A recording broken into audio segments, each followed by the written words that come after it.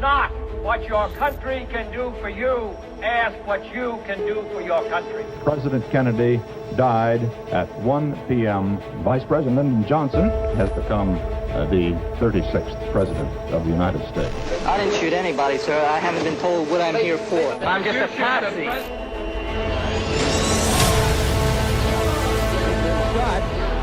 Shot. Lee Oswald has been shot. Supporters of Israel's nuclear weapons program were in fact involved in the JFK assassination.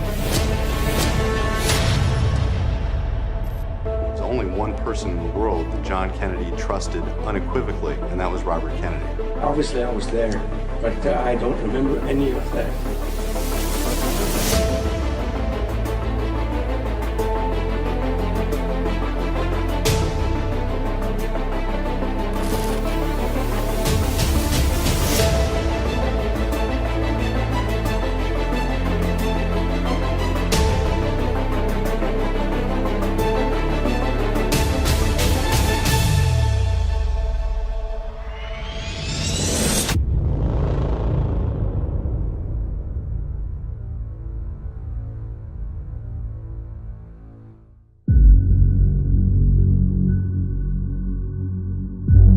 Just after midnight on the 6th of June 1968, Senator Robert Kennedy, candidate to the presidency of the United States, was shot in a back room of the Ambassador Hotel in Los Angeles. He had just been celebrating his victory at the California primaries, which made him the most likely Democratic nominee for the presidential election.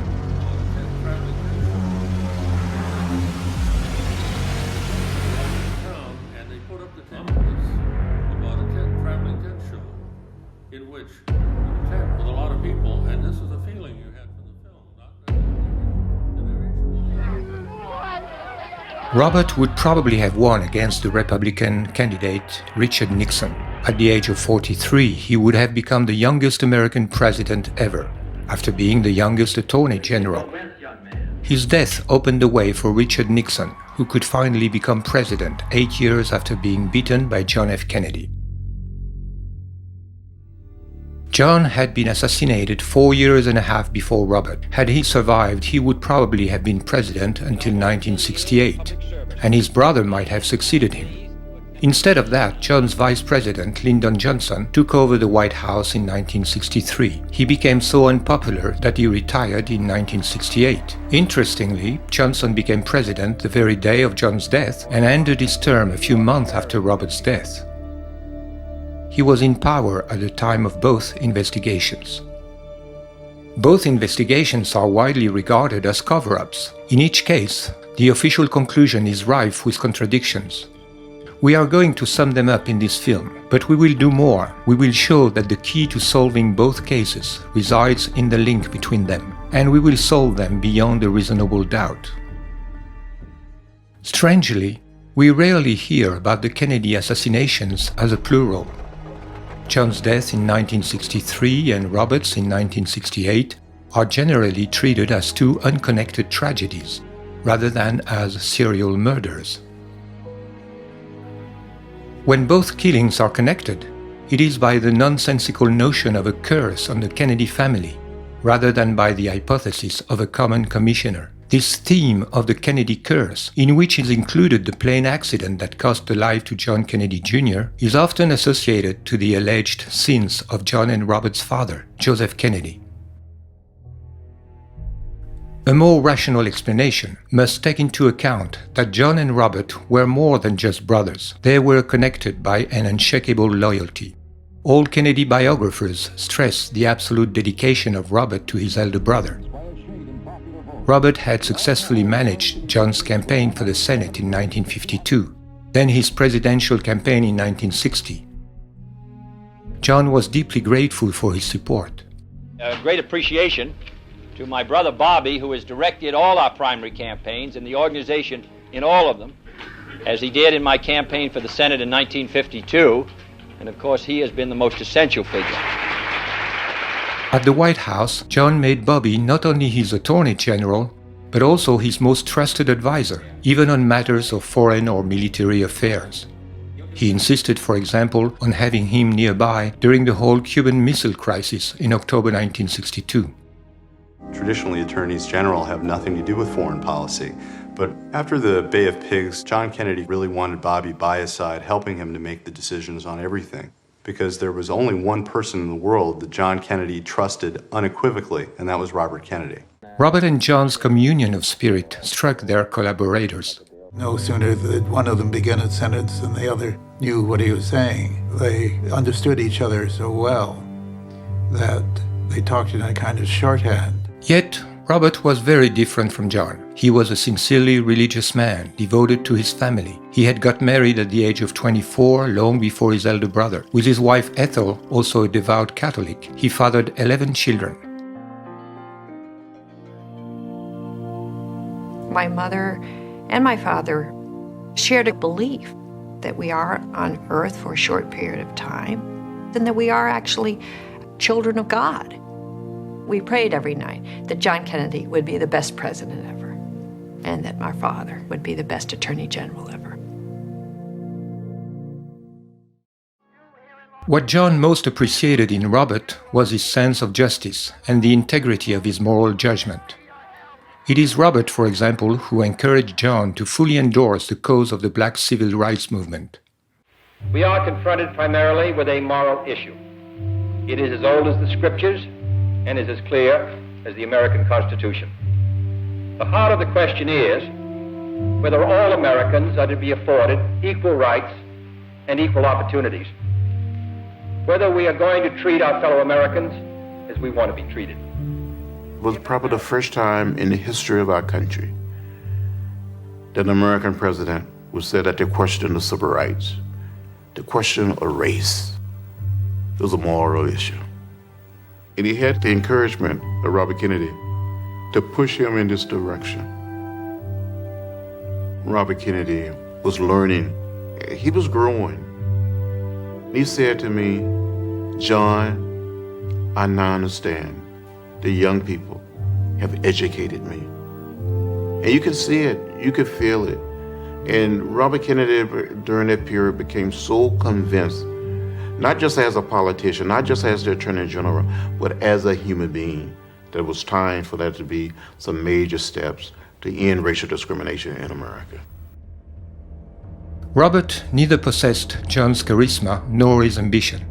After John's death, he felt that his brother's coat, which he had literally worn during his first month of mourning, was too big for him. When he finally decided to run for president in 1968, it was out of a sense of destiny to take up the torch of his brother's legacy. Robert knew that he was, in the eyes of millions of Americans, the legitimate heir to the murdered king, as well as his avenger. His public appearances led to displays of enthusiasm never seen before for a presidential candidate, and his total lack of concern for his own security only increased his prestige.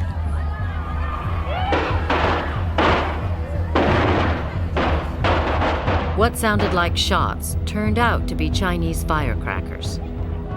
Bobby flinched, then went right on campaigning.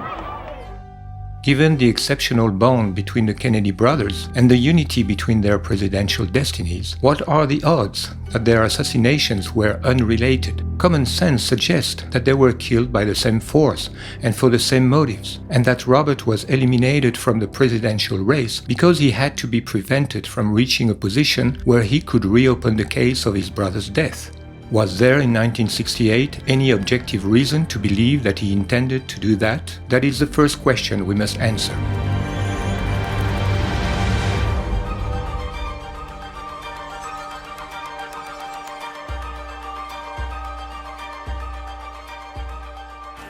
Did Robert Kennedy plan to reopen the investigation on his brother's assassination? That question has been positively answered by David Talbot in his book Brothers, The Hidden History of the Kennedy Years, published in 2007 by Simon & Schuster. Talbot shows that Robert had never believed in the conclusion of the Warren Commission report that Lee Harvey Oswald was the sole assassin of his brother. His son, Robert Kennedy Jr., recently confirmed it.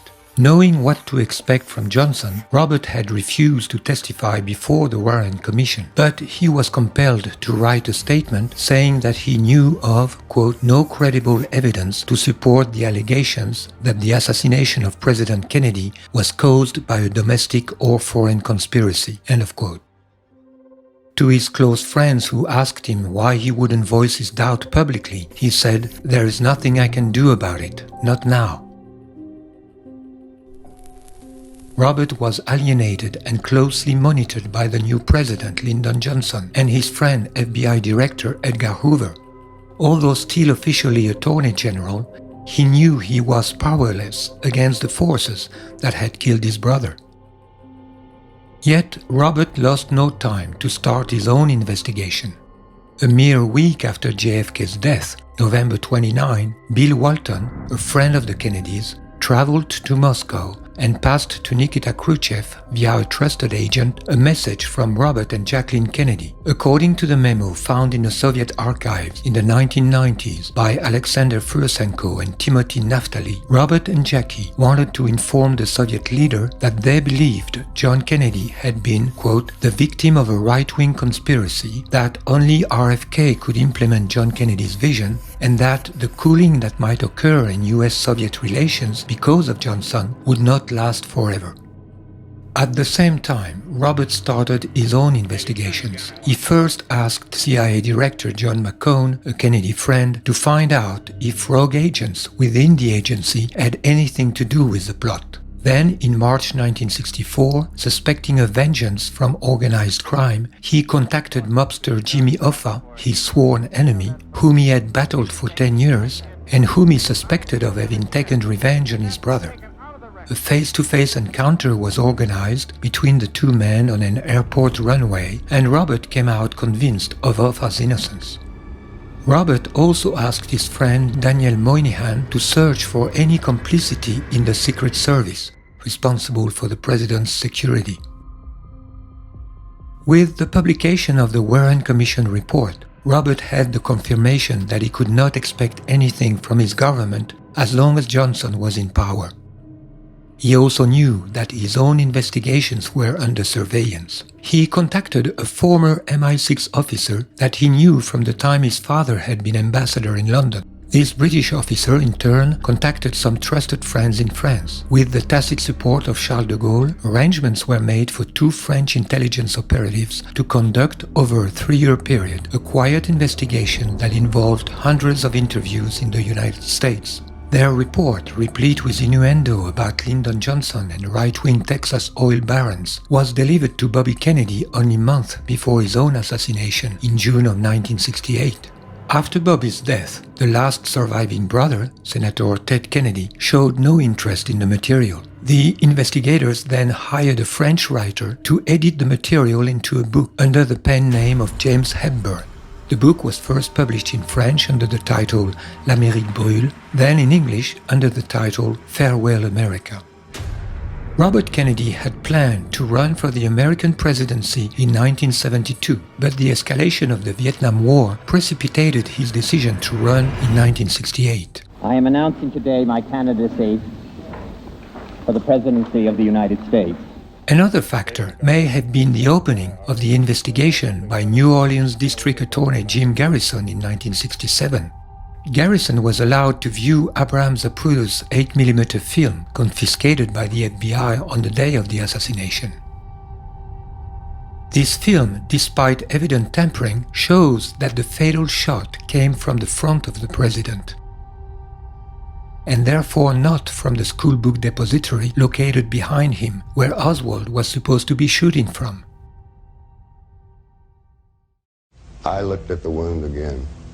I wanted to know and remember this the rest of my life. And the rest of my life, I will always know he was shot from the front. The Warren Commission investigation concluded the shots came only from behind. Dr. Crenshaw says they're wrong. The bullet struck about where and passed about where? From here, right, through. Although the official report suppressed their testimonies, many witnesses said that shots were fired from behind a fence on what is known as the grassy knoll, which was on the right front of the limousine at the moment of the shooting. Pourtant, au cours de son enquête, la commission Warren a écarté toutes les preuves de coups de feu provenant du Grassy Knoll. Mais les témoignages sont là. The shot came from behind the wooden fence. There's no doubt whatsoever in my mind. Garrison would later claim that Robert gave him a discreet message of support through a common friend, letting him know that he was going to, quote, blow the whole thing wide open when he is president. Robert also confided to his friend William Atwood, then editor of Look magazine, that he, like Garrison, suspected a conspiracy, but that he couldn't do anything until he gets control of the White House. In conclusion, there can be little doubt that, had he been elected president, Robert Kennedy would have done everything possible to reopen the case of his brother's assassination in one way or another. This certainly did not escape John's murderers. They had no other option but to stop him. This first conclusion is a sufficient reason to conduct a comparative analysis of both Kennedy assassinations in search of some converging clues that might lead us on the track of a common mastermind. Let us begin with Robert's assassination, and let us first focus on the very special profile of his alleged killer.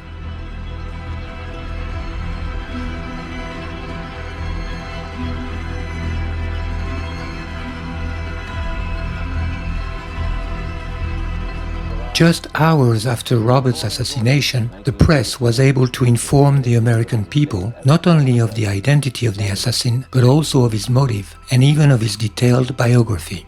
24-year-old Sirhan Bishara Sirhan was born in Jordania and had moved to the United States when his family had been expelled from West Jerusalem in 1948. After the shooting, a newspaper clipping was found in Sirhan's pocket, quoting a favorable statement made by Robert Kennedy regarding the selling of military aircrafts to Israel. Handwritten notes by Sirhan found in a notebook at his home confirmed that his act had been premeditated and motivated by his hatred of Israel. That became the storyline of the mainstream media from day one. Jerry Cohen of the Los Angeles Times wrote a front-page article saying that Sirhan is, quote, and a young man with a supreme hatred for the state of Israel. Cohen infers that Senator Kennedy became a personification of that hatred because of his recent pro-Israeli statements. Cohen further claimed to have learned from Los Angeles Mayor Samuel Yorty that about 3 weeks before shooting Robert Kennedy, Sirhan wrote a memo to himself saying, Kennedy must be assassinated before June 5, 1968, that is, the first anniversary of the Six-Day War in which Israel humiliated 3 Arab neighbors, Egypt, Syria, and Jordan. After September 11, 2001, Americans were reminded of Sirhan as a precursor of Islamic terrorism on the American soil, and his act was installed into the War on Terror mythology and propaganda. In a book entitled The Forgotten Terrorist, Mail Ayton, who specializes in debunking conspiracy theories, claims to present, quote, a wealth of evidence about Sirhan's fanatical Palestinian nationalism and to demonstrate that Sirhan was the lone assassin whose politically motivated act was a forerunner of present-day terrorism, end of quote. In 2008, on the occasion of the 40th anniversary of Bobby's murder, the Jewish Daily Forward wrote, Robert Kennedy was the first American victim of modern Arab terrorism. One cannot help but note the parallel between Kennedy's assassination and the terrorist attacks of September 11, 2001. In both tragic cases, Arab fanaticism reared its ugly head on American soil, irrevocably changing the course of events in this country. End of quote. Writing for the Boston Globe, Sasha Issenberg recalled that the death of Robert Kennedy was, quote, a first taste of the political violence in the Middle East. He quotes Harvard professor Alan Dershowitz as saying it was perceived as an act of violence motivated by hatred of Israel and of anybody who supported Israel. It was in some ways the beginning of Islamic terrorism in America. It was the first shot. End of quote. The fact that Sirhan was from a Christian family was lost on Dershowitz.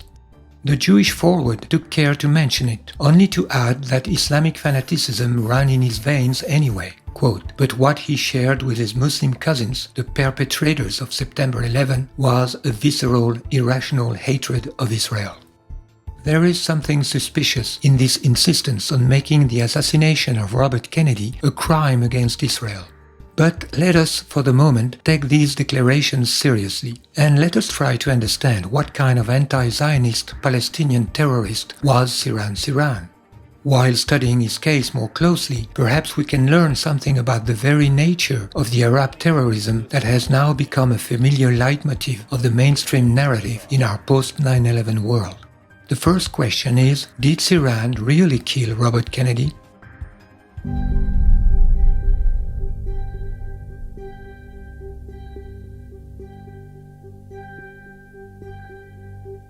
Ballistic and forensic evidence show that, in fact, none of Sirhan's bullets hit Kennedy. According to the autopsy report of Chief Medical Examiner Dr. Thomas Noguchi, who confirms it in his memoirs, Robert Kennedy was hit by 3 bullets, while a 4th went through his coat.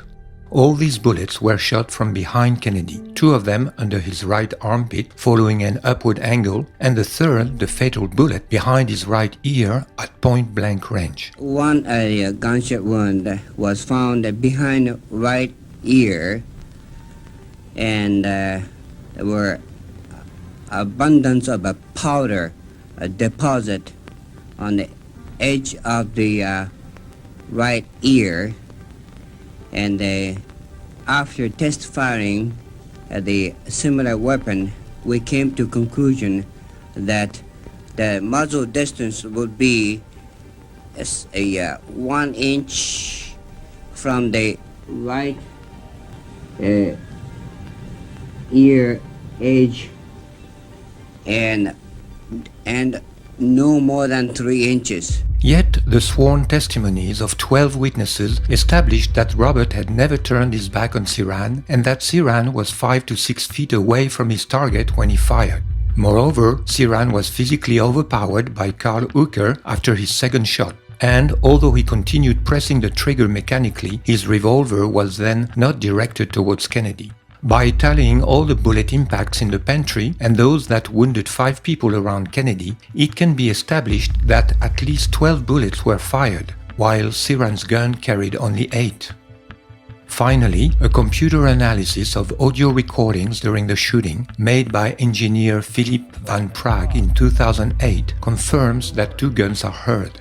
13 shot sounds over a little bit over a 5-second interval of time. There are 2 shots and then a pause of about 1 1/3 seconds, and then a flurry of succeeding shots. The primary point that people need to recall is that the capacity of Sirhan's gun was 8 shots. He did not have time to reload. And so anything more than 8 shots proves there had to be a second gun firing within that kitchen pantry, period. We have strong evidence based upon this audio tape of 13 shots, 2 double shots, the make and the model of the gun, and the directionality of those shots into the back of Robert Kennedy.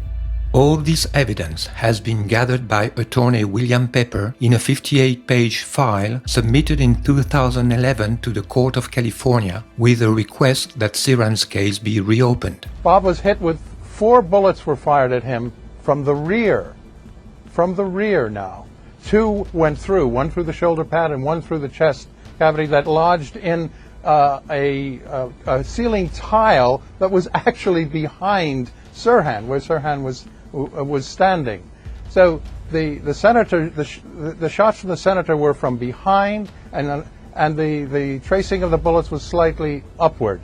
So that's where the assassin was firing, and that's where he was standing behind the senator. And we have a view as to who that person was, but a good deal more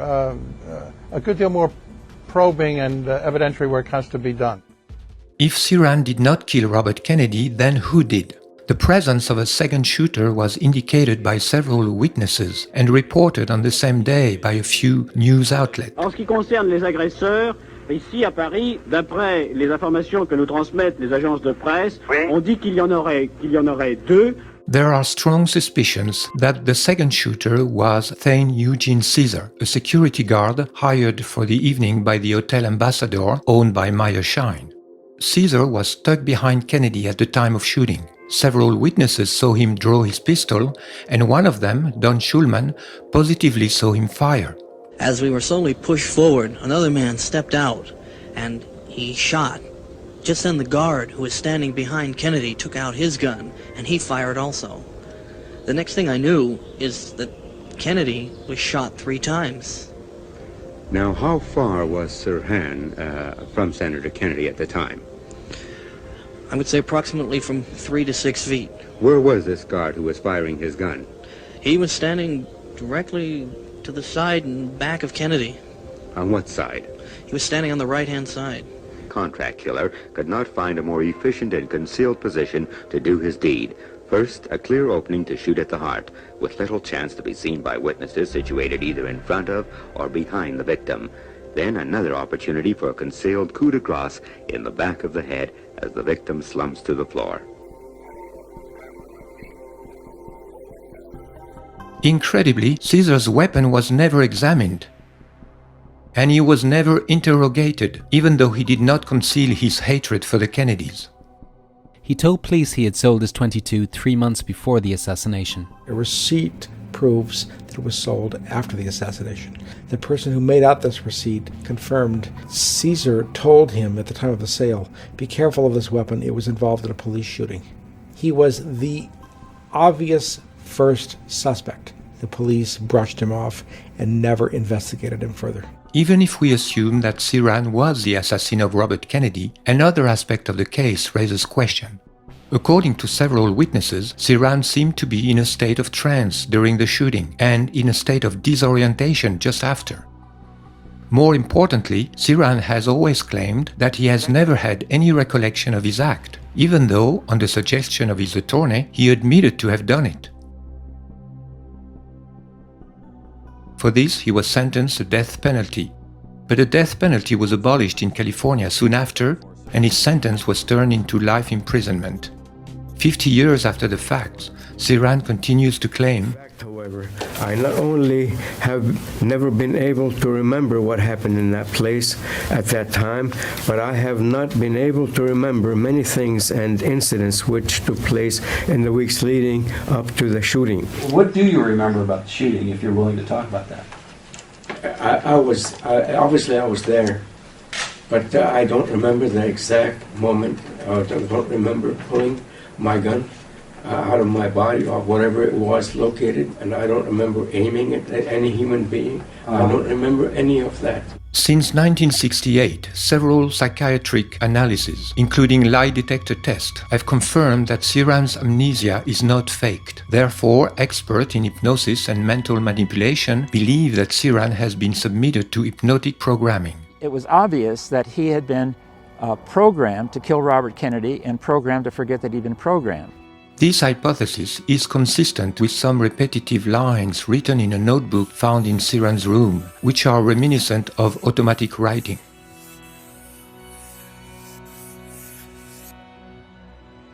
In 2008, Harvard University professor Daniel Brown, a noted expert in hypnosis and trauma memory loss, interviewed Sirhan for a total of 60 hours. And concluded that Sirhan, who belongs to the category of high hypnotizables, acted involuntarily under the effect of hypnotic suggestion. His action of firing the gun was neither under his voluntary control nor done with conscious knowledge, but is likely a product of automatic hypnotic behavior and coercive control. End of quote. During his sessions with Dr. Brown, Sirhan could remember having been accompanied by an attractive woman before suddenly finding himself in a shooting range with a weapon he did not know. According to Brown's report, quote, Sirhan responded to a specific hypnotic cue given to him by that woman to enter range mode, during which Sirhan automatically and involuntarily responded with a flashback that he was shooting at a firing range at circled targets. End of quote. Months after Sirhan recalled these details, attorney William Pepper was able to prove that, just days before the assassination, Sirhan had visited a firing range accompanied by an unknown instructor and had signed the register. With the help of Professor Brown, Siran was also able to remember that his instructor had a falling mustache, which fits the description of famous hypnotist William Joseph Bryan Jr., whom other evidence also incriminates. Bryan makes no secret of having worked for the Air Force in the brainwashing section. His biggest claim to fame was to have exposed by hypnosis the Boston strangler Albert DeSalvo, who thereafter confessed to the crime. Bryan often bragged about it.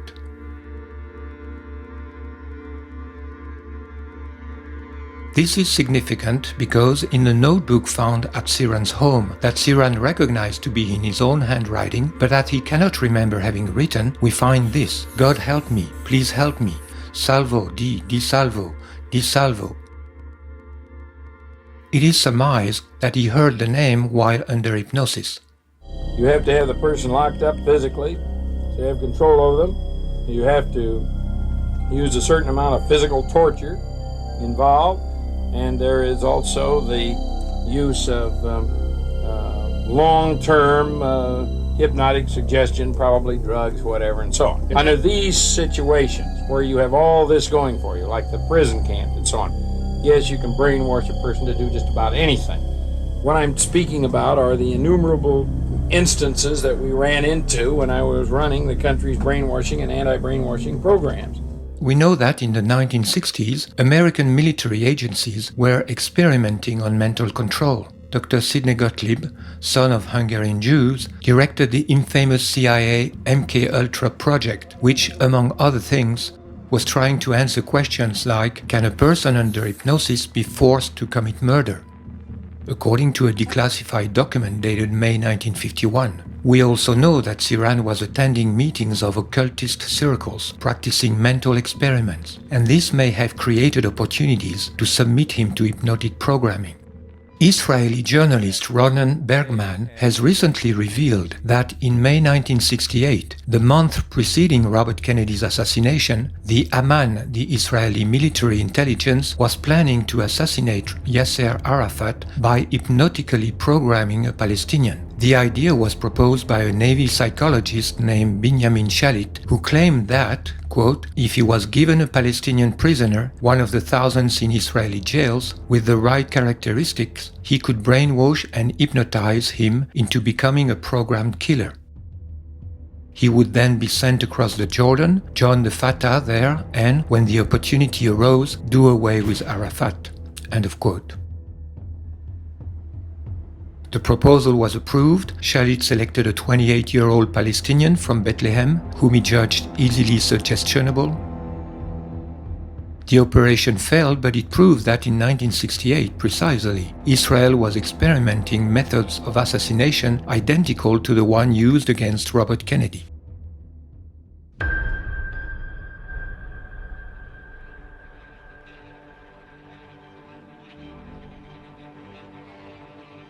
In the hypothesis that Siran has been manipulated, the question is, why him? Who had an interest in having people believe that Robert was killed by a fanatic Palestinian motivated by hatred of Israel?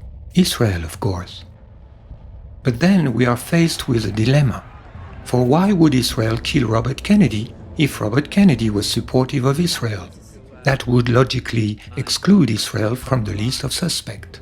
The dilemma rests on a misleading assumption, which is part of the deception. In reality, Robert Kennedy was not pro-Israel. He was simply in an electoral campaign. As everyone knows, a few good wishes and empty promises to Israel are an inescapable ritual in such circumstances. Robert's statements did not exceed the minimal requirements. It is claimed that Siran had in his pocket a newspaper clipping from the May 27 issue of Pasadena's Independent Star News, mentioning that Robert Kennedy had declared in an Oregon synagogue, quote, the United States should without delay sell Israel the 50 Phantom jets she has so long been promised, end of quote. But the author of this article, David Lawrence, underlined how little credit should be given to Robert's electoral promises. His article, entitled Paradoxical Bob, began like this: presidential candidates are out to get votes, and some of them do not realize their own inconsistencies. All things considered, there is no ground for believing that Robert Kennedy would have been, as President of the United States, particularly friendly to Israel. The Kennedy family, proudly Irish and Catholic, was not known to be very appreciative of Jews. Joe Kennedy had been notoriously critical of Jewish influence during the Second World War. While ambassador in London from 1938 to 1940, he had supported the appeasement policy of British Prime Minister Neville Chamberlain toward Hitler. When Roosevelt was about to enter the war, he had resigned and declared that he intended, quote, to devote my effort to what seems to me the greatest cause in the world today, to help the president keep the US out of the war, end of quote. During John's presidential campaign, Menahem Begin's party, Erut, wondered publicly if the father, Joe Kennedy, quote, did not inject some poisonous drops of anti-Semitism in the mind of his children, end of quote.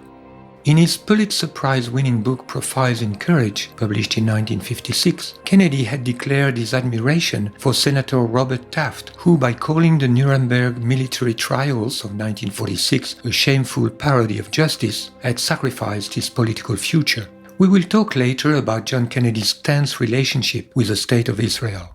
As for his brother, he had not been in his brother's government a particularly pro-Israel Attorney General. He had infuriated Zionist leaders by supporting an investigation led by Senator William Fulbright of the Senate Committee on Foreign Relations aimed at registering the American Zionist Council as a foreign agent, subject to the obligations defined by the Foreign Agents Registration Act of 1938, which would have considerably hindered its efficiency. After the assassination of John Kennedy, the American Zionist Council escaped this procedure, and its lobbying division, the American Israel Public Affairs Committee, AIPAC, became the most powerful lobby in the United States and an indispensable instrument for the corruption and intimidation of American elected officials and for the control of American foreign policy. It was Nicholas Katzenbach, whom Johnson put at the head of the Department of Justice to replace Robert Kennedy, who buried the case against the American Zionist Council. Katzenbach is also known as having strongly recommended to the new president Lyndon Johnson a commission of inquiry to establish as soon as possible that Oswald was the only assassin of Kennedy. In conclusion, it is only by an outrageous hypocrisy that the Jewish Daily Forward could write on June 6, 2008, quote, in remembering Bobby Kennedy, let us remember not just what he lived for, but also what he died for, namely the precious nature of the American-Israeli relationship, end of quote. Robert Kennedy's death had not been a bad thing for the American-Israeli relationship. As a US president, would Robert have saved Israel from disaster in 1973, like Nixon and Kissinger, by providing her with unlimited military support against Egypt? It is unlikely. Rather, Robert Kennedy was a great loss for the Arab world, as had his brother John before him. Of course, the fact that the Zionist media lied when granting Robert Kennedy some kind of posthumous certificate of goodwill towards Israel and thereby provided Israel with a kind of fake alibi is not a sufficient reason for accusing Israel of having murdered Robert. Even the fact that the masterminds of the plot chose as their programmed instrument an anti-Zionist Palestinian and thereby stirred a strong anti-Palestinian feeling among Americans at the same time as getting rid of Robert, does not prove that Israel was involved. What is lacking for a serious presumption is a plausible motive, and the motive of Robert's assassination, as we said before, must be found not in what Robert was declaring publicly during his campaign, but rather in what he confided only to his close friends, his intention to reopen the investigation on his brother's death. What would an unbiased investigation conducted under the supervision of Robert in the White House have revealed? This is what we must now determine.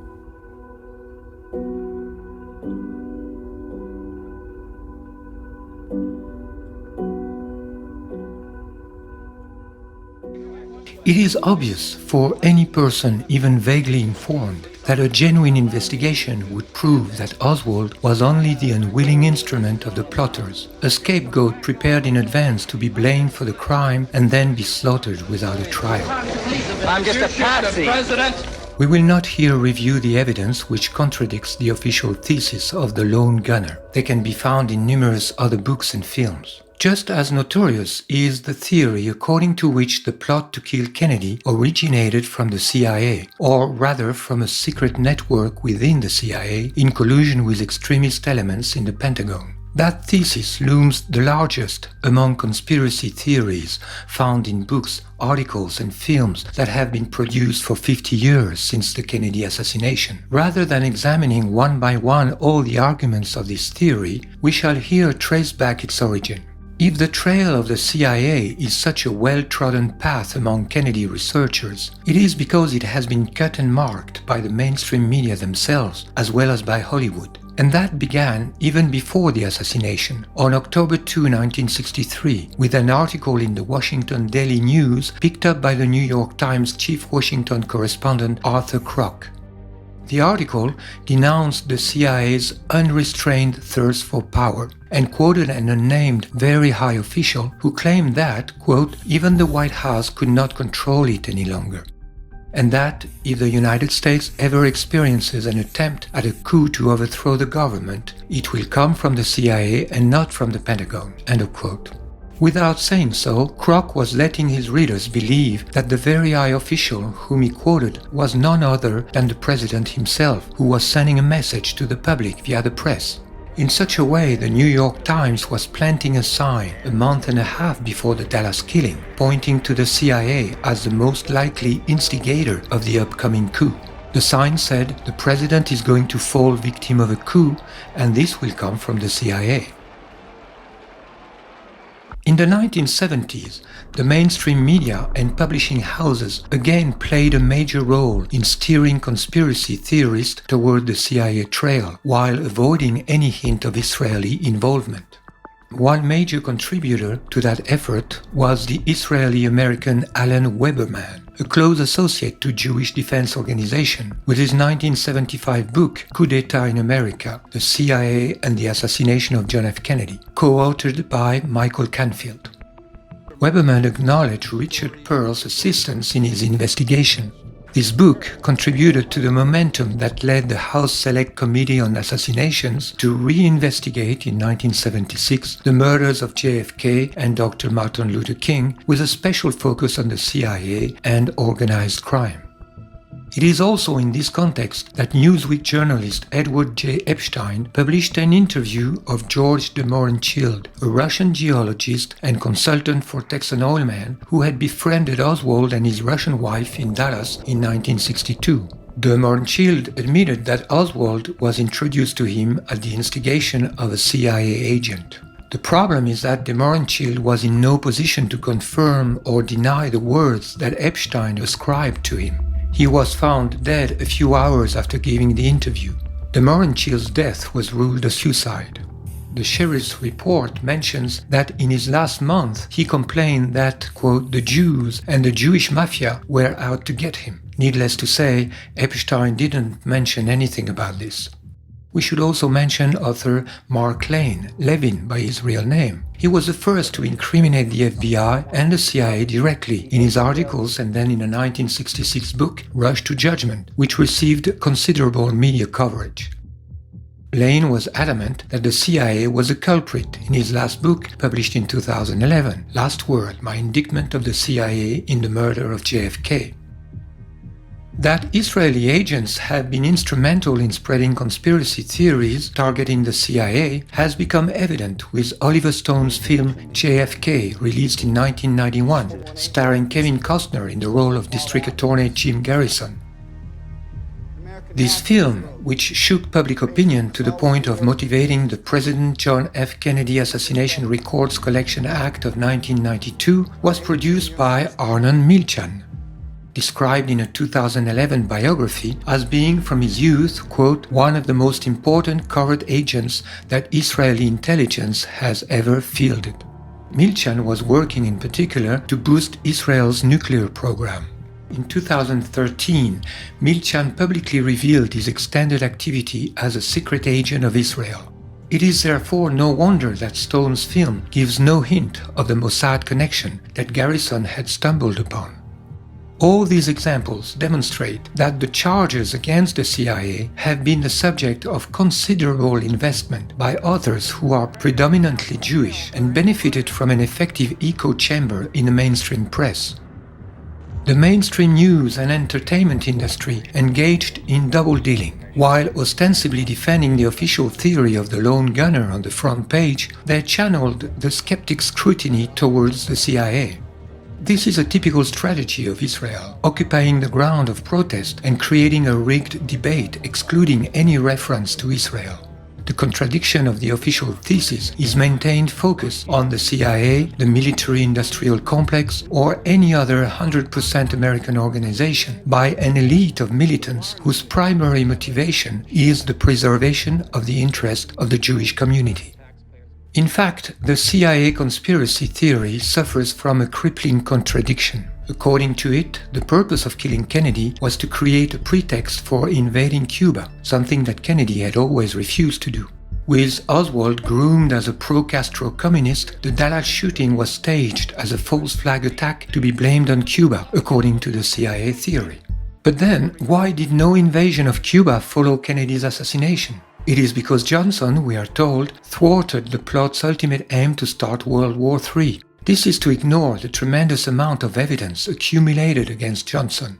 In fact, I believe the CIA thesis was originally pushed forward to counter the more natural and more popular thesis of a conspiracy headed by Johnson with Hoover's complicity. Another weakness in the CIA theory is the fact that researchers following this lead seem unable to come to any agreement about the mastermind of the plot. In fact, one of the names that come up most often is James Jesus Angleton, the head of counterintelligence within the CIA. Professor John Newman writes about him in Oswald and the CIA, quote, "No one else in the agency had the access, the authority, and the diabolically ingenious mind to manage this sophisticated plot." But, as a matter of fact, Angleton was also the Mossad liaison for the CIA, as head of the CIA's Israel office, and he is widely recognized as having been an Israeli mole. One of his biographers, Tom Mangold, states, Angleton's closest professional friends overseas came from the Mossad, and he was held in immense esteem by his Israeli colleagues and by the State of Israel, which was to award him profound honors after his death. Moreover, it has been revealed by reporter Joe Trento of the Sunday News Journal that it was Angleton himself who, in the 70s, played a key role in keeping the CIA under scrutiny by leaking to the press a secret memo he had written himself about the embarrassing presence of CIA agent Howard Hunt in Dallas on November 22, 1963.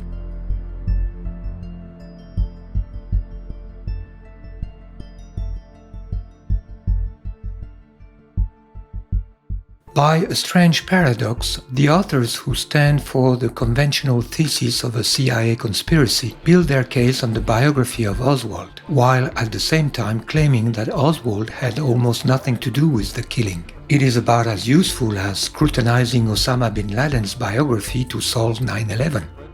If Oswald was just a patsy, as he claimed, the quest for the real culprits must logically begin by investigating the man who shot Oswald 2 days after his arrest in the Dallas police station, thus preventing a judgment that would have revealed the weakness of the accusation against Oswald. Oswald's assassin is known as Jack Ruby, but few people know that his real name was Jacob Leon Rubinstein, that he was the son of Jewish Polish immigrants, and that, to the Warren Commission, he had explained his presence in the police station as a Yiddish translator for Israeli reporters. Originally from Chicago, Ruby was a member of the Jewish underworld, known as the Yiddish Connection. His mentor was Los Angeles gangster Mickey Cohen, whom he had known and admired since 1946. Cohen was the successor of the famed Benjamin Siegelbaum, known as Bugsy, one of the bosses of Murder Incorporated, the most brutal crime syndicate in the US. Mickey Cohen was in contact with Menahem Begin, the former Irgun chief, a specialist of false flag terrorism. Cohen was infatuated with the Zionist cause, as he explained in his memoir, quote, Now I got so engrossed with Israel that I actually pushed aside a lot of my activities and done nothing but what was involved with this Irgun war." End of quote. We also know that Ruby phoned Al Gruber, a Mickey Cohen associate, just after Oswald's arrest. Most probably, that is when he received an offer that he couldn't refuse, for reasons possibly linked to his heavy debt. Ruby died from a rapidly spreading cancer in 1967, so he wouldn't have been around for a new trial under Robert Kennedy's presidency. Yet his Irgun connections and some of his recorded statements were highly disturbing. Ruby's defense lawyer William Kunstler wrote in his memoir that Ruby told him he had killed Oswald, quote, "for the Jews," and Ruby's rabbi Hillel Silverman received the same confession when visiting Ruby in jail. Later he became convinced that he was part and had been unwittingly moved into a conspiracy to further embarrass the Jewish people by killing Oswald. In an interview with reporters after his interrogation, Ruby delivers a cryptic message. The world will never know the true facts of what occurred, my motives. I'm the only person in the background that knows the truth pertaining to everything relating to my circumstances. The people that had so much to gain and had such an ulterior motive for putting me in a position I'm in will never let the true facts come above board to the world. Before he died, Jack Ruby told friends and family his role in Dallas had been part of a much larger plot. Ruby is only an intermediary link in a conspiracy that begins with the ambush of Dallas, extends to the cover-up of the Warren Commission, and involves a pact of silence with the directions of the major media.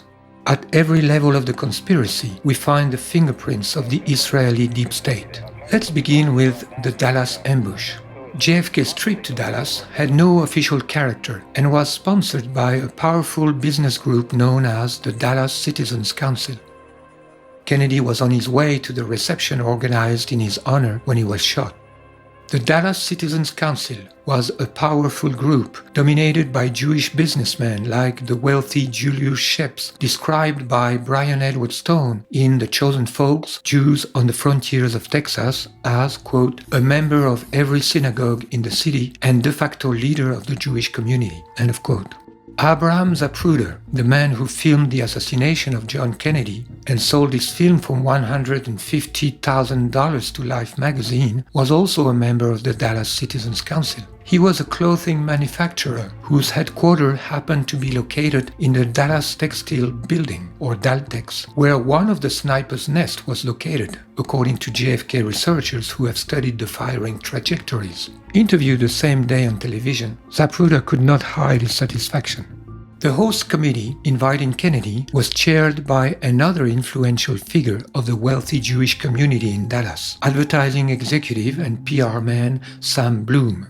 According to former British intelligence officer Colonel John Hugh Wilson, it was Bloom who, quote, suggested that the police make Oswald accessible to the press. He also suggested, against the explicit advice of the local FBI, that they move the alleged assassin from the Dallas police station to the Dallas County Jail in order to give the newsman a good story and pictures, end of quote.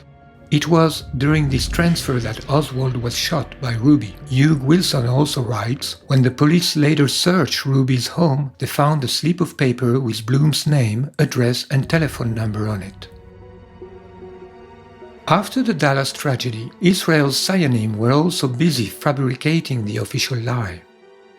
Apart from the chairman Earl Warren, chosen for his figurative role as Chief Justice, all key people in the investigative commission were either personal enemies of Kennedy, like Allen Dulles, the CIA director fired by Kennedy in 1961, or ardent Zionists, like Arlen Specter, who, at his death in 2012, was mourned by the Israeli government as, quote, an unswerving defender of the Jewish state, end of quote. Alan Specter was the inventor of what came to be called the magic bullet theory, a single bullet supposed to have caused 7 wounds to John Kennedy and John Connolly sitting before him in the limousine, and later found in pristine condition on a gurney in Parkland Memorial Hospital in Dallas. In conclusion, at every step of the plot, we find a Zionist cabal, including businessmen, politicians, and gangsters, not forgetting media executives, all devoted to Israel.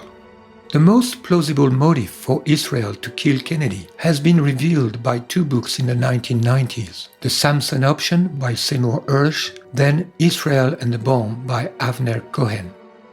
And the lead has been followed up in 2007 by Michael Karpin in The Bomb in the Basement.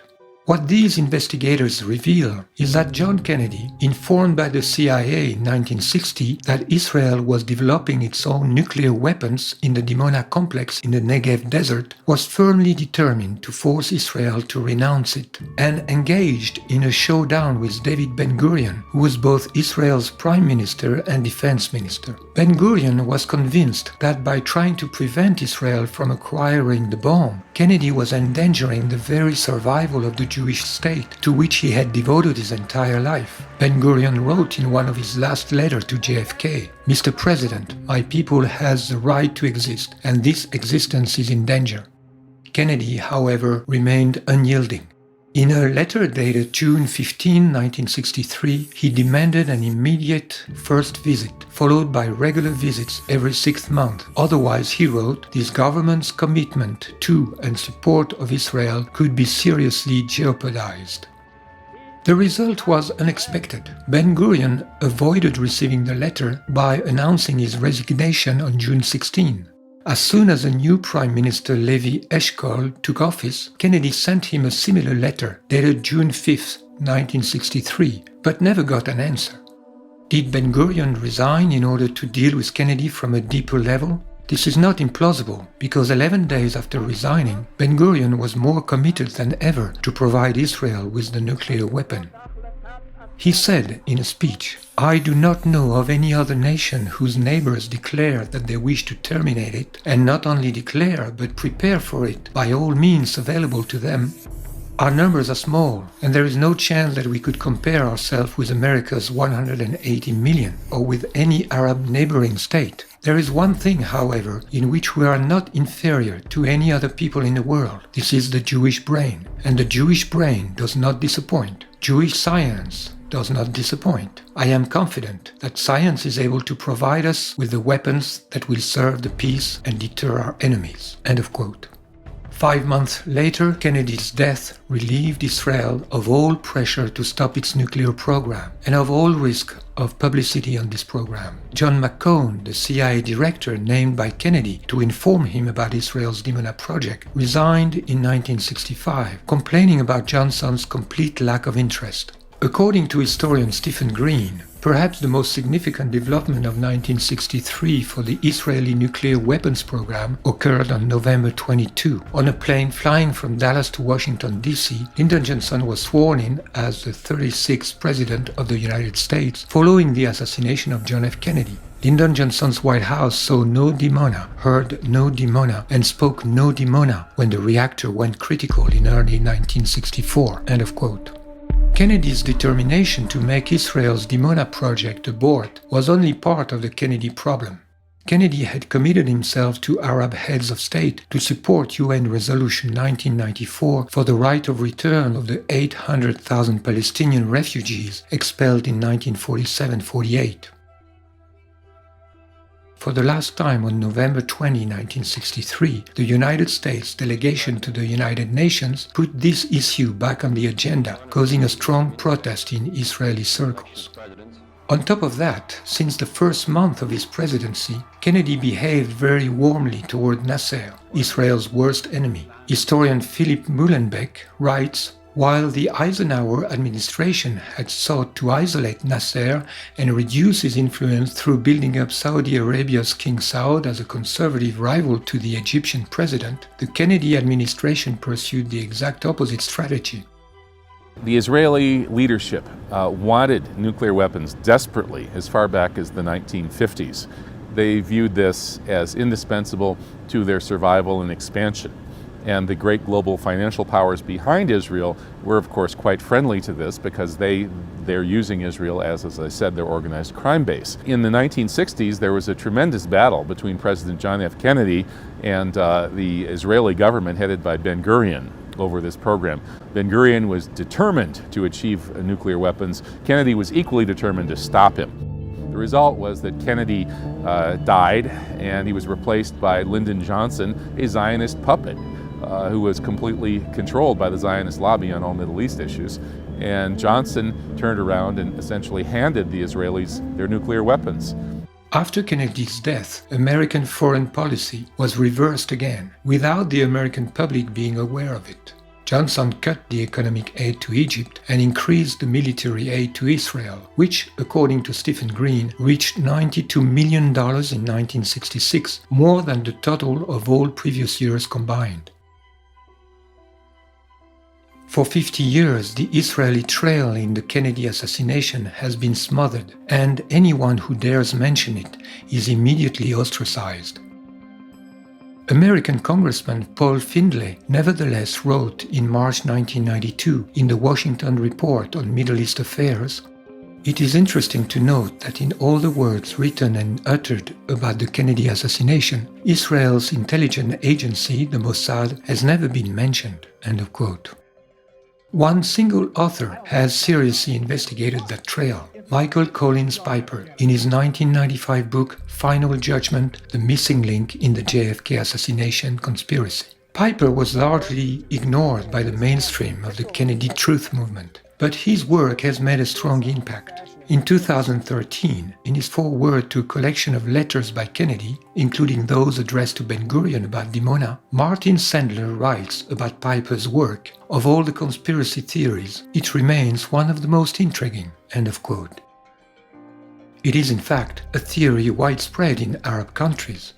Libyan leader Muhammad Gaddafi believed it. كندي الذي قرر أن يفتش مفاعل ديمونة وأصر على تفتيش ليتأكد من أنه يصنع أسلحة ذرية وإلا لا، ورفض الإسرائيليون، وأخيرا أصر هو على التفتيش. كان المخرج من هذه الأزمة هو استقالة بن-غوريون.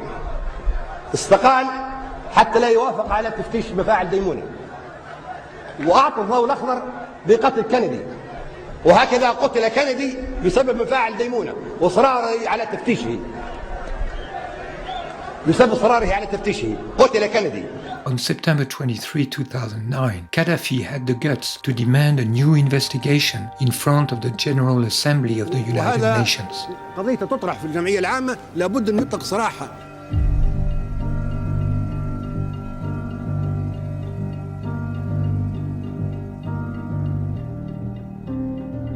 Several investigators have identified Lyndon Johnson as the mastermind of the Kennedy assassination. It is beyond doubt that the plotters acted with the foreknowledge that Johnson, who immediately stepped in as head of state after Kennedy's death, would cover them. The context of national crisis enabled Johnson to bully both justice and the press while achieving his life's ambition. Johnson not just benefited from the plot, he participated in its elaboration. As a former senator from Texas, he could mobilize high-ranked accomplices in Dallas to prepare the ambush. Johnson also exerted a tight control on the Navy, where he had obtained the privilege to name his Texan partners as Navy Secretary, first John Connolly in 1961, then Fred Korth 1 year later. Johnson's connection to the Navy is an important aspect of the case, because it is under the control of Navy officers that Kennedy's counterfeit autopsy was performed in Washington, after his body had been literally robbed at gunpoint from Parkland Hospital in Dallas. The autopsy report from the Navy hospital stated that the fatal bullet had entered the back of Kennedy's skull, in contradiction to the unanimous testimonies of the Dallas hospital staff. Contrary to a widespread but erroneous belief, Lee Harvey Oswald had been recruited not by the CIA but by the Navy. He was a Marine, and as a Marine he had worked for the Office of Naval Intelligence, ONI. Johnson had actually taken advantage of his connections in the Navy to participate in the greatest corruption ever recorded at that time. His accomplice, Fred Korth, was forced to resign as Navy Secretary in November 1963, only weeks before the Dallas coup. after the Justice Department, headed by Robert Kennedy, had implicated him in a fraud involving a $7 billion contract for the construction of 1,700 TFX military aircraft by General Dynamics, a Texas company. Johnson's personal secretary, Bobby Baker, was charged in the same case, and the scandal was about to blow up on Johnson's face. Because of this mounting scandal and other suspicions of corruption, Kennedy was determined to change vice president for his upcoming re-election campaign. While in Dallas the day before the president's visit, Richard Nixon publicized the rumor of Johnson's removal, as the Dallas Morning News reported on the morning of November 22. Instead, Johnson became president that very day. Many Americans immediately suspected Johnson's involvement in the Dallas coup, and all the more after the publication in 1964 of a book by James Evetts Haley, A Texan Look at Lyndon, which portrayed Johnson as a man of unlimited ambition and corruption. According to his biographer Robert Caro, Johnson had, quote, a hunger for power so fierce and consuming that no consideration of morality or ethics, no cost to himself or to anyone else could stand before it.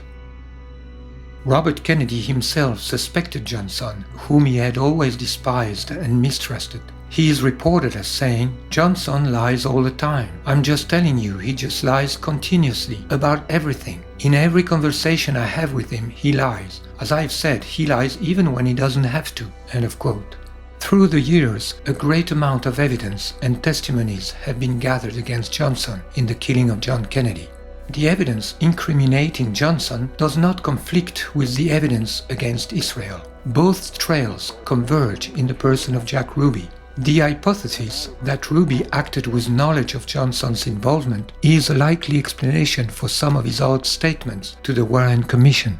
He insisted on being brought to Washington to speak directly to Johnson and added, "There will be a certain tragic occurrence happening if you don't take my testimony and somehow vindicate me so my people don't suffer because of what I have done." End of quote. He said that he feared that his act would be used, quote, to create some falsehood about some of the Jewish faith, end of quote, but added that, quote, maybe something can be saved if our president, Lyndon Johnson, knew the truth from me, end of quote. Ruby seemed to have attempted to send a message to Johnson through the commission, or rather a warning that he might spill the beans about Israel's implication if Johnson did not intervene in his favor. We get the impression that Ruby expected Johnson to get him out of prison, just as in 1952 Johnson had managed to avoid prison for his killer Malcolm Wallace, although found guilty of first-degree murder on Johnson's sister's lover who had tried to blackmail Johnson. Yet Johnson did nothing to get Ruby out of jail, and Ruby was sentenced for life. Ruby's sense of betrayal explains why in 1965, after giving a brief press conference, Ruby implicitly accused Johnson of Kennedy's murder. I want to correct what I stated before. If he was vice president, remember I said he was vice president? Yes, I did when I mentioned about Adlai Stevens. If he was vice president, there would never have been no assassination of our beloved President Kennedy. Would you explain it, Grant? Well, the answer is the man in office now. Ruby's full statement to the Warren Commission was leaked to journalist Dorothy Kilgallen and published in the New York Journal American in August 1964.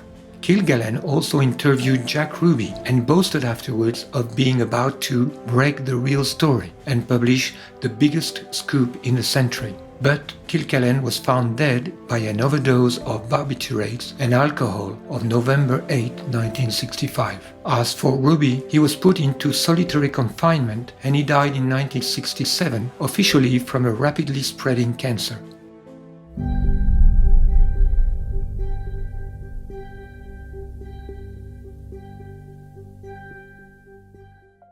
Jack Ruby is not the only element connecting Johnson to Israel. Far from it. In truth, Johnson had always been Israel's man. His electoral campaigns had been funded since 1948 by Zionist financier Abraham Feinberg, president of the fundraising organization Americans for Haggadah Incorporated, and a key financier in the Dimona project. It is the same Abraham Feinberg who, after the Democratic primaries in 1960, made the following proposal to Kennedy, as Kennedy himself reported to his friend Charles Bartlett. "We know your campaign is in trouble. We're willing to pay your bills if you let us have control of your Middle East policy." It was also two strong supporters of Israel, Washington Post publisher Philip Graham and his main columnist Joseph Alsop, who finally convinced Kennedy to take Johnson as his running mate. Most probably, they blackmailed Kennedy with proofs of his adulterous adventures, of which Edgar Hoover, a close friend of Johnson, was well informed. According to Evelyn Lincoln, Kennedy's personal secretary for 12 years, quote, "Jack knew that Hoover and LBJ would just fill the air with womanizing," end of quote. Whatever the real nature of the blackmail, Kennedy once apologized to his assistant Hyman Raskin, saying, "You know, we had never considered Lyndon, but I was left with no choice. Those bastards were trying to frame me. They threatened me with problems, and I don't need more problems." And so it is that John was forced to choose Johnson as vice president by the Zionist network, despite the fierce opposition of his brother Robert. In 2013, Associated Press reported about newly released tapes from Johnson's White House office showing LBJ's personal and often emotional connection to Israel. An article from the Five Towns Jewish Times, running under the title "Our First Jewish President, Lyndon Johnson," elaborates on that end, and after recalling Johnson's continuous support of Jews and Israel in the 40s and 50s, then his role in the crafting of the pro-Israel UN Resolution 242 in November 67, concludes, "President Johnson firmly pointed American policy in a pro-Israel direction. In a historical context, the American emergency airlift to Israel in 1973, the constant diplomatic support, the economic and military assistance, and the strategic bonds between the two countries can all be credited to the seeds planted by LBJ." End of quote. The article also mentions that research into Johnson's personal history indicates that he inherited his concern for the Jewish people from his family. His aunt, Jessie Johnson Hatcher, a major influence on LBJ, was a member of the Zionist Organization of America. In an additional note, the article said, "The facts indicate that both of Lyndon Johnson's great-grandparents on the maternal side were Jewish. The line of Jewish mothers can be traced back 3 generations in Lyndon Johnson's family tree. There is little doubt that he was Jewish." End of quote. The Jewish and the Israeli press occasionally refer to Johnson's secret Jewishness and often remember with gratitude his Israel-friendly policy. Whatever was the reason of Johnson's loyalty to Israel, it is a fact that, thanks to Johnson, Israel could acquire its first atomic bomb somewhere between 1965 and 67, and carry out its plan to annex Palestinian territories beyond the boundaries of the United Nations partition plan. By leaning on the Pentagon and CIA oaks, who had previously been bridled by Kennedy, Johnson intensified the Cold War and created the climate of tension which Israel needed in order to demonize Egyptian President Nasser and reinforce Israel's own stature as an indispensable US ally in the Middle East. During the Six-Day War of 1967, Israel managed to triple its territory while creating the illusion of acting in legitimate defense to the applause of the American press. The lie could not deceive American intelligence agencies, but Johnson had given the green light to Israel's attack, and even authorized James Angleton of the CIA to give Israel the precise positions of the Egyptian air bases, which enabled Israel to destroy them in just a few hours. 4 days after the start of the Israeli attack, Nasser accepted the ceasefire request from the UN Security Council. It was too early for Israel, who had not yet achieved all her objectives in terms of conquest. That is when, on June 8, Israel attacked the USS Liberty, an unarmed NSA spy ship stationed in international waters of Sinai. In June 1967, Johnson covered up the brutal Israeli attack on the USS Liberty, an attack that resulted in the murder of 34 American sailors as well as 171 casualties. While the attack was taking place, Johnson personally recalled air defenses for the Liberty with the following explanation, quote, "We are not going to embarrass an ally," End of quote. The Liberty incident was a classic false flag to be blamed on Egypt. Israel's intention was to suck American sons and daughters into an extremely dangerous war for Israel, this time against Egypt, a Soviet ally. This false flag nearly resulted in World War III by virtue of the fact that nuclear-armed Phantom jets were launched towards Cairo and were only recalled when it became clear that the Liberty was not going to sink and witnesses would live to tell the tale. That's what the world really doesn't know today, and I think that's why we were sworn to secrecy, is how close we really came to a potential nuclear holocaust. You know how much press the nuclear warheads got when they landed in Cuba? The step toward world thermonuclear war. Well, this was 1,000 times worse, but nobody knows about it. The story of the Liberty is not a whodunit, it's a whydunit. The casualties were high, 34 American dead and 75 wounded. There were arguments later about how the error happened. The reality of what happened is it was not a mistake, and they wanted to sink us, and what does that mean to this country? Case closed, mistaken identity. We're very sorry. Is there anything else I can help you with? Well, there's no question. It was a big cover-up from the top on down. You just couldn't talk about it. It was such a secret, and with our lives threatened, and who knows if they were monitoring us or doing whatever. You ever repeat one word about the USS Liberty and who did it to you, I'll guarantee I'll see you in Leavenworth or worse. You know what worse means? Then you're told by the President of the United States, Secretary of Defense, to keep your mouth shut, don't say anything, and that's a direct order. Israel had America by the scruff of the neck. Such was the need to cover up what America had got up to during the Six-Day War. His girlfriend from the Mossad told him that he could raise all kinds of money to continue the Vietnam War. The Liberty is a microcosm of this much bigger problem in the Middle East. And Americans need to know what happened. The story has to be told. Most Americans remember their war dead on Memorial Day, but there's a small group of veterans fighting for special recognition every June 8th. That's the day in 1967 that the USS Liberty was attacked, surprisingly, by the State of Israel during Israel's six-day war with Egypt. 34 crew members died.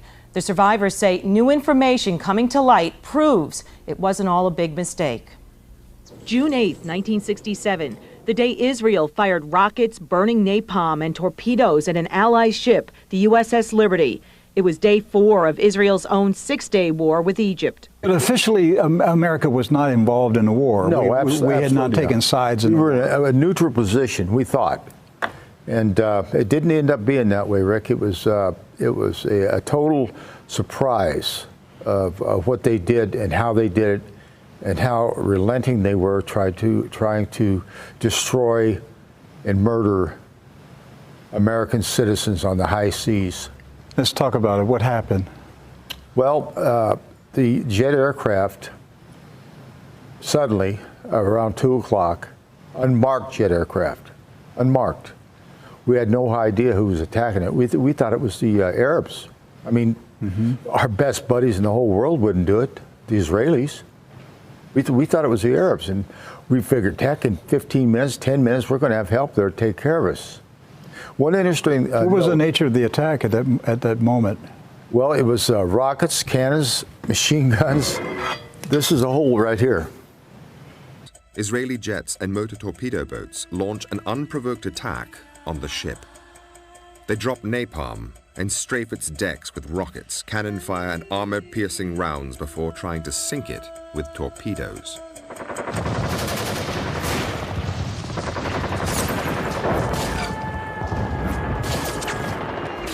I saw the Israeli flag, and I thought, oh, God, thank God, our friends are here to save us. Little did I know they'd come to murder the rest of us and massacre us and destroy us. Yeah. You had no idea that it was Israel attacking the ship? None. So you saw the boats approaching, the Israeli flag is flying, and you're thinking, our allies are coming to save us, but instead they torpedoed the boat. They torpedoed it, and then they went around our ship and circled it, and shooting with their machine guns, 50 calibers. There was over 5,000 armor-piercing bullets in that ship, 5,000. Now counting the 850 holes just like this. Napalm burning us up. They shoot a torpedo at us, 5 of them, and one of them hits the starboard side. How many of these were there that you counted? 850 of them. They told us to quit counting at 850. 850 of those were in the ship. Over 5,000 armor-piercing bullets. Napalm was dropped on our ship. Napalm? Napalm. 5 torpedoes were fired at our ship. 5. Out of 3 torpedo boats. 4 missed, and 1 hit on the starboard side, just about 2 frames, or 1 frame, from the engine room. If it hits the engine room, we're all gone. Well, we wouldn't be here. Another victim was the United States naval vessel Liberty. She was mistaken for an Egyptian vessel, and Israeli ships and planes torpedoed and strafed her. The official story is the incident was a case of mistaken identity, that the Israelis didn't know that it was an American ship. But it was a mistake. It was a mistake. You didn't know it was an American ship? We didn't know it was an American ship. People thought at the beginning that this was an Egyptian ship, an Arab ship. But Liberty's crew has long maintained Israeli air forces were flying low enough to clearly see the American flag. Well, I, for one, know that our flag was flying, and I know for a fact they knew who we were. Throughout the attack, the ship flies the Stars and Stripes, the flag of Israel's closest ally, the United States of America. Its name, the USS Liberty, is freshly painted on its stern, and the bow carries the distinctive numbers of an American naval vessel. They know exactly who we were. We were identified already. They said that we got it on tape that they knew we were an American ship. This audio tape, which has never been broadcast before, was recorded in real time by the Israeli military during the assault. The woman's voice in the background is counting down the seconds. It proves that Israeli commanders knew all along that they were attacking an American ship.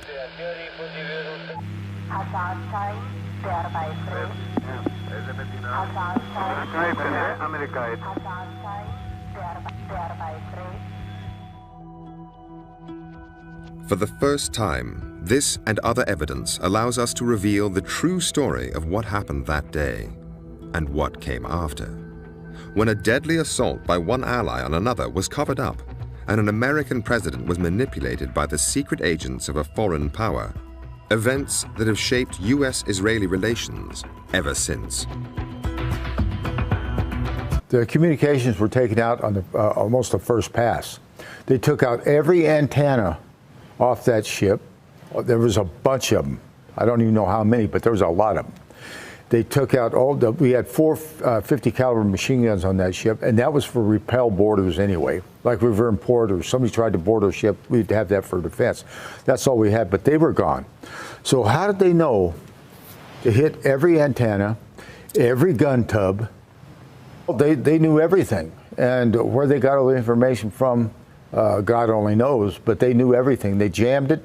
Crew members say Israel even fired at lifeboats after one of its 5 torpedoes had already smashed a 40-foot hole in the ship's side, a section where 25 intercept operators were working and killed. And they shot up the life rafts that were put into the water, and they shot the ones that were still on board the ship.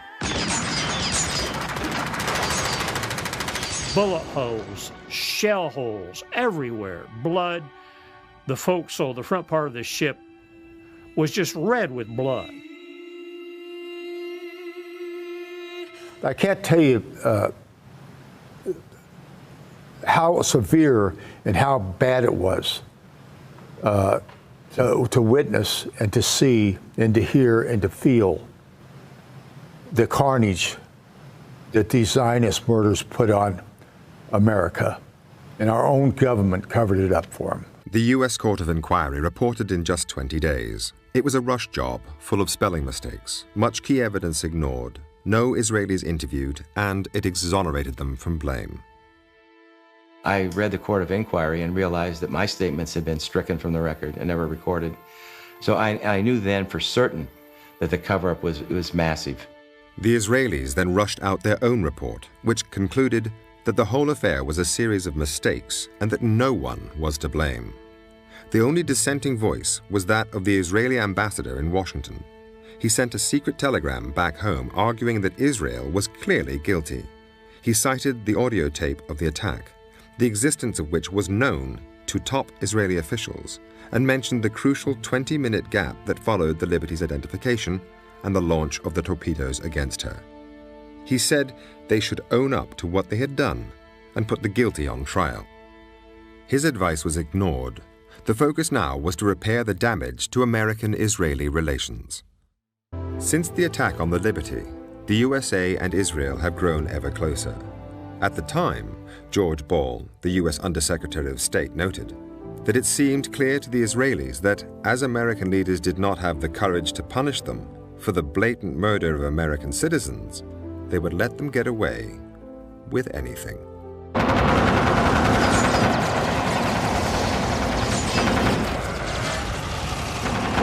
The ship was bombed, strafed and torpedoed during 75 minutes by Israeli Mirage jets and 3 torpedo boats, while Johnson from the White House intervened to prohibit the nearby 6th Fleet from rescuing it. Even the lifeboats were machine-gunned. The attack would have been blamed on Egypt if it had succeeded, that is, if the ship had sunk and its crew had been exterminated. The operation would then have given Johnson a pretext for intervening on the side of Israel against Egypt. But it failed. The USS Liberty affair was suppressed by a commission of inquiry headed by Admiral John Sidney McCain II, father of John McCain III, who recently supported ISIS terrorists against Syria. Everyone in the national security team recommended arming ISIS. Johnson accepted Israel's spurious targeting error explanation. What's more, Johnson rewarded Israel by lifting the embargo on offensive military equipment. US-made tanks and aircrafts immediately flowed to Tel Aviv. This failed false flag attack is evidence of Johnson's secret complicity with Israel, implying high treason against his own country. It is hard to overestimate just how profound America changed when the patriot John F. Kennedy was replaced by one of the supreme American traitors in Lyndon Baines Johnson. Not only did Johnson bolster Israel's nuclear weapons program, he did not compel the American Zionist Council to register as a foreign agent. The end result of this is an American political system that is so corrupt that it would make a banana republic blush. Many of Johnson's closest friends and advisors were pro-Israeli, and they reported back to Tel Aviv on his every move. The Israeli story constantly shifted to counter whatever new intelligence the White House received. So sensitive were these communications that the Israelis used code names to protect the identity of their White House agents. But for the first time, the members of the ring can be named. Hamlet was a $1 million fundraiser for the Democrats. When he rang, Johnson took his calls. He was Abe Feinberg. Menashe was Arthur Goldberg, the U.S. ambassador to the United Nations. Harare was David Ginsburg, a high-profile Washington lawyer who also represented the Israeli embassy. Ilan was Supreme Court Justice Abe Fortas. Lyndon Johnson had dinner with him on the eve of the Six-Day War.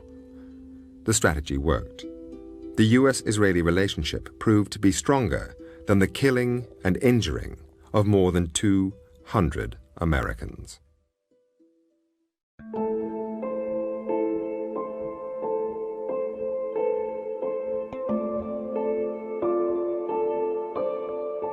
In conclusion, besides the fact that John and Robert were brothers, their assassinations have at least 2 things in common: Johnson and Israel. First, their deaths are precisely framed by Johnson's presidency, which was also marked by other political assassinations, such as Martin Luther King's. Johnson was in control of the 2 investigations on John and Robert's murders. Secondly, in both cases, the central element that contradicts the official story strongly suggests the implication of the Israeli deep state. In the case of Robert, it is the choice of the manipulated patsy, which was obviously meant to disguise Robert's assassination as an act of hatred against Israel. In the case of John, it is the identity of the man tasked with killing the patsy, a Jewish gangster linked to the Irgun.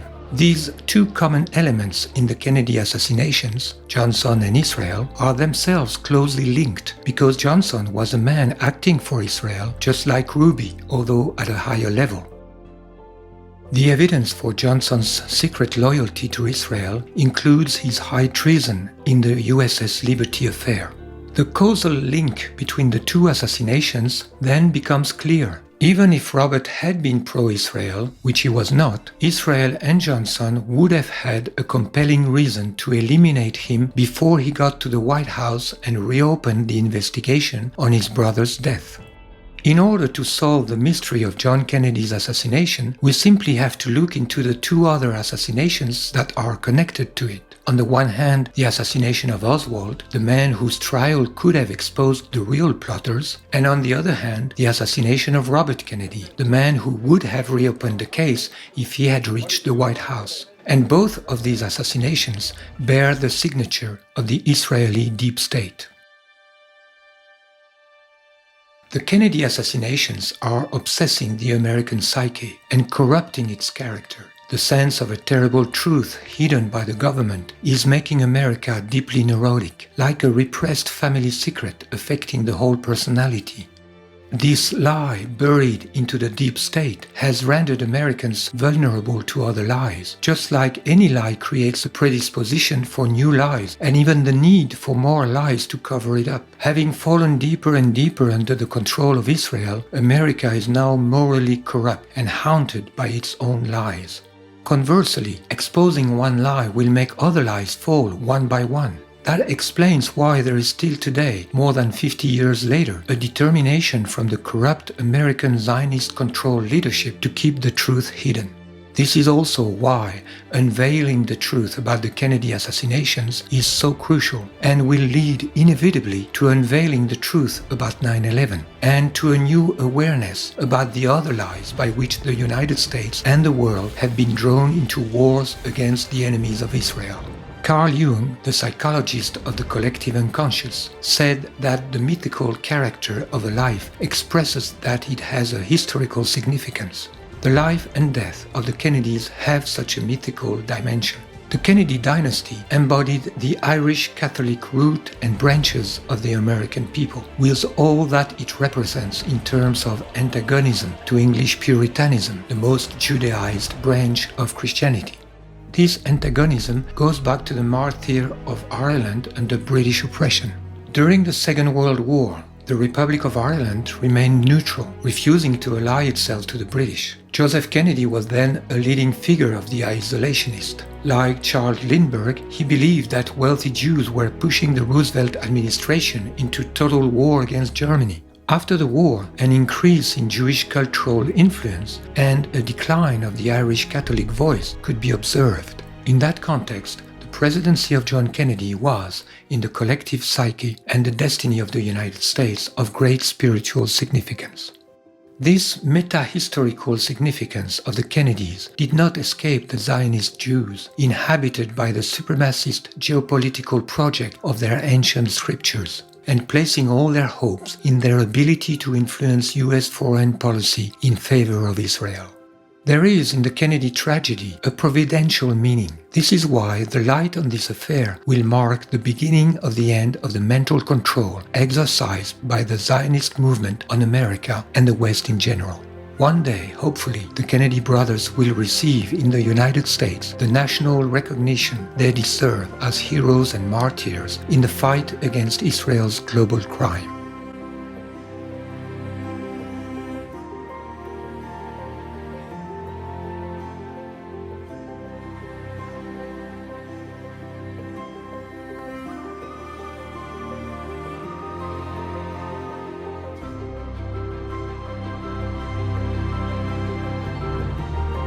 I am absolutely convinced that John F. Kennedy is the last president of the United States to have honor, integrity, and courage. Not only was JFK fighting to halt the Israeli nuclear weapons program, He was insisting that Israel's nuclear power plant be inspected, something that has not been done to this day. He was also demanding that the American Zionist Council, since renamed AIPAC, be registered as a foreign agent. We see today the magnitude of his failure to achieve this goal by virtue of the fact that AIPAC virtually owns America's long-since prostituted politicians. When Americans finally learn their true history, they will understand the sublime beauty of John F. Kennedy's actions in his final months of life. Not only were his actions a thing of beauty, his words will likewise be seen among the greatest acts of patriotism in the history of the United States.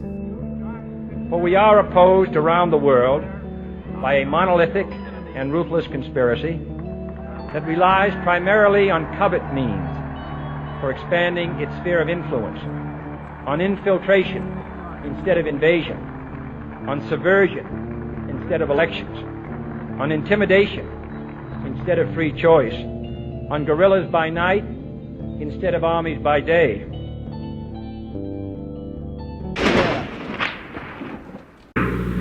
What was Kennedy's, the occasion of his attack? The man dressed.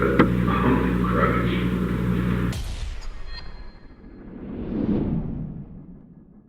I want to look at any sensitive areas around where Jews are involved.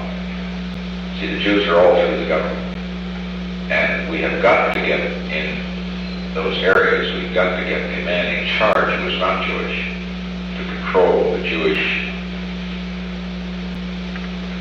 You understand? I sure do. The government's full of Jews. I sure do. Second, most Jews are disloyal. You know what I mean? You have a Garment and a Kissinger. And frankly, a Satmar. By God, there are exceptions. But Bob, generally speaking, you can't trust the bastards. They turn on you. Are you correct? Am I wrong or right? And their whole orientation is against this administration anyway. You know, they have this arrogant attitude too. Sure. So, and they're smart. They have the ability to do what they want to do, which is to hurt us. Which is the problem. They have the ability that some people that are very interested in not doesn't have any Jews. He's only got, and he got this one. He's got quite a horrible bastard. His aides, none of his aides have ever been Jewish. Even Tony Lake, who turned on us. That's right. That is, the guys, the young guys that he's always had.